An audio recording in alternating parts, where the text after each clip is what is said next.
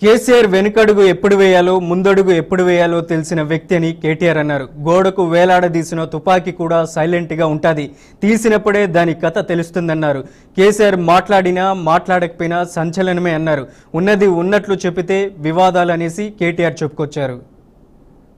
చాణక్యుడు కేసీఆర్ ఎదురుదాడి ఎప్పుడు చేయాన్నో వెనుకడుగు ఎప్పుడు వేయాన్నో కేసీఆర్ గారికి తెలిసినట్టుగా ఎవరికి తెలియదు. ఇలా కొంతమంది అనుకుంటున్నారు కేసీఆర్ గారు సంవత్సరంన్నర నుంచి కనబడతలేడు, వినబడతలేడు, మాట్లాడతలేడని నేను వాళ్ళకు గుర్తు చేస్తున్నా. గోడకు ఏలాడదీసిన తుపాకీ కూడా సైలెంట్ గానే ఉంటది, కానీ తీసినప్పుడు దాని కథ తెలుస్తుంది. గోడకు ఏలాడదీస్తే తుపాకీ కూడా సైలెంట్ గానే ఉంటది, కానీ ఎప్పుడు బయటికి రావాలో, ఎప్పుడు పేలాలో, ఎప్పుడు ఏం చేయాలో ఆ నాయకుడికి తెలుసు. అందుకే కేసీఆర్ మాట్లాడితే సంచలనం, కేసీఆర్ మాట్లాడకపోతే కూడా సంచలనమే. ఇవాళ ముఖ్యమంత్రి ఉన్నాడు ఇక్కడ, ఒక ఆయన ఒక 3 ఫుట్ ఉంటాడు కానీ తీస్మార్కాన్ లెక్క మాట్లాడతాడు. ఆయన పెద్ద పెద్ద మాటలు మాట్లాడుతున్నా. నేను ఒక్కటే అడుగుతున్నా, 2 ఏళ్లలో ఒక్క ఉపన్యాసం చెప్పినావా కేసీఆర్ పేరు చెప్పకుండా? నీ పేరు ఒక్కసారైనా తీసుకున్నాడా కేసీఆర్? 2 ఏళ్లలో ఒక్కసారి తీసుకున్నాడా కేసీఆర్ నీ పేరు? ఒక గది నీ స్థాయి, ఒక గది కేసీఆర్ స్థాయి. అందుకే నేను చెప్తున్నా, నాయకుడు ఎప్పుడు నాయకుడే, అర్భకుడు ఎప్పుడు అర్భకుడే. మనం ఫరక్ పడేది ఏం లేదు. ఇట్లా మాట్లాడితే మళ్ళీ నాకు పొగరంటారు. ఏం చేయాలి? ఉన్నది ఉన్నట్టు చెప్తే అదో బాధ. నాయకుడిని నాయకుడే అని అంటారు, అర్భకుడిని అర్భకుడే అంటారు.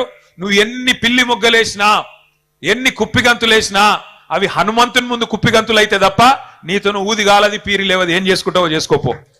ఇంకొక మాట కూడా నేను చెప్తున్నా, ఇలా చరిత్ర చెరిపేస్తే చెరిగిపోయేది కాదు. 1 మిలియన్ మార్చ్, ఒక సాగర హారం, ఒక సకల జనుల సమ్మె, ఒక వంట వార్పు, ఆధునిక ప్రపంచం ఎన్నడూ చూడని అపురూపమైన పోరాటాలు ఎన్నో కేసీఆర్ గారు మనకు పరిచయం చేశారు. అట్లాగే ఒక్క పిలుపునిస్తే గడ్డి పోచల లెక్క పరేషను మన టీఆర్ఎస్ ఎమ్మెల్యేలు ఎన్నో సందర్భాలలో ఎంపీలు రాజీనామా చేశారు. ఇలా మన పార్టీలోకి వెళ్ళి గెలిచిన వాళ్ళు ఒక 10 మంది అవతలు ఉన్నారు. ఏ పార్టీలు ఉన్నారో చెప్పుర్రా అంటే వాడు చెప్పే ధైర్యం కూడా లేదు. వాళ్ళు కూడా మాట్లాడుతున్నారు. 7 అంటే 7 ఉండాలనో గాడినే ఉన్నామంటారు. వీళ్ళు కూడా నాయకులు, వీళ్ళకి మనం భయపడాలి. దమ్ముంటే రాజీనామా చేసి రా. 10 మందిని తీసుకున్నాడు కాదు, దాచిపెట్టుడు కాదు, స్పీకర్ అర్రలా దాచిపెట్టుకుడు కాదు, రాజీనామా చేసి ప్రజాక్షేత్రంలోకి రా. ఎవలేందో నీళ్ళేందో పాలేందో తేలిపోతాయి. తెలంగాణ ప్రజలు తీర్పు చెప్తారనే మాట ఇవాళ నేను దీక్షా దివస్ సందర్భంగా రేవంత్ రెడ్డిని సవాల్ చేస్తా ఉన్నా. ఒక ఆయన అంటున్నాడు, ప్రదేశ్ కాంగ్రెస్ కమిటీ అధ్యక్షుడు, ఉద్యమంలో ఎక్కడున్నాడో ఎవరికి తెలియదు ఆయన, మహేష్ కుమార్ గౌడ్. ఆయన కూడా మాట్లాడుతుండు కేసీఆర్ది దొంగ దీక్షనట. నేను అంటున్నా, దొంగ దీక్షనా కేసీఆర్ది? 11 రోజులు చేసింది దొంగ దీక్షనా? మరి ఆ రోజు ఇక్కడ రాష్ట్రంలో కాంగ్రెస్ ప్రభుత్వమే, కేంద్రంలో కాంగ్రెస్ ప్రభుత్వమే.